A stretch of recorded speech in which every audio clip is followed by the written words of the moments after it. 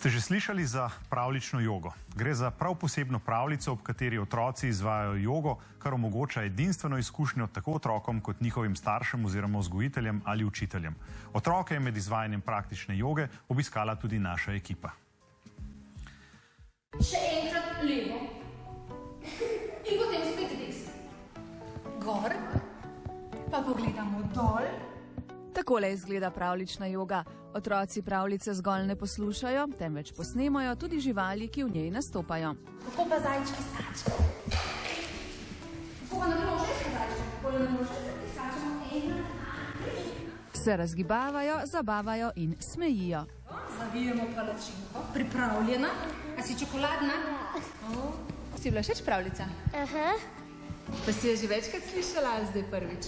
Ne, imam tudi tako doma. Katera živalca pa tebi najbolj všeč? Zajček. Kako pa dela zajček? Boš pokazala?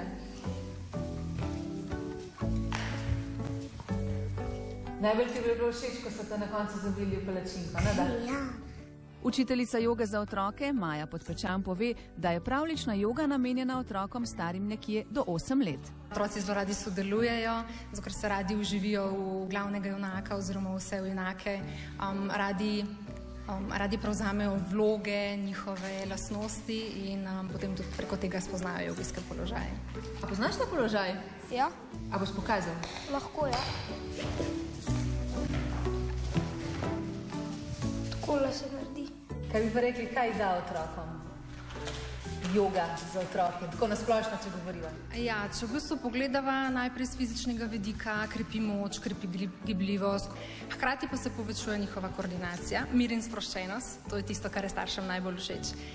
Meni pa je najbolj všeč to, da otroci začnejo graditi pozitivni odnos do sebe in pa tudi v bistvu do ostalih ljudi, do bistvu sveta okrog sebe. Avtorica prve jogijske pravljice za otroke pri nas, Kačelinka Čelapinka Anja Kralj Okoren, pove, da živali v pravljici niso izbrane naključno. Glavna junakinja je nastala je zato kača, ker v bistvu na ta način otrok podaljšuje svoj izdih in na ta način lažje opazuje svoje dihanje, ne, tako čist na en tak igriv način, spontan. Sama zgodba pa govori v bistvu o tem, da moramo najprej se naučiti imeti radi sami sebe in se sprejeti, preden lahko gradimo odnose z drugimi. In ker so pred nami meseci, ko bomo za najmlajše iskali darila, podarimo jim pravljico, svoj čas in pozitivno sporočilo.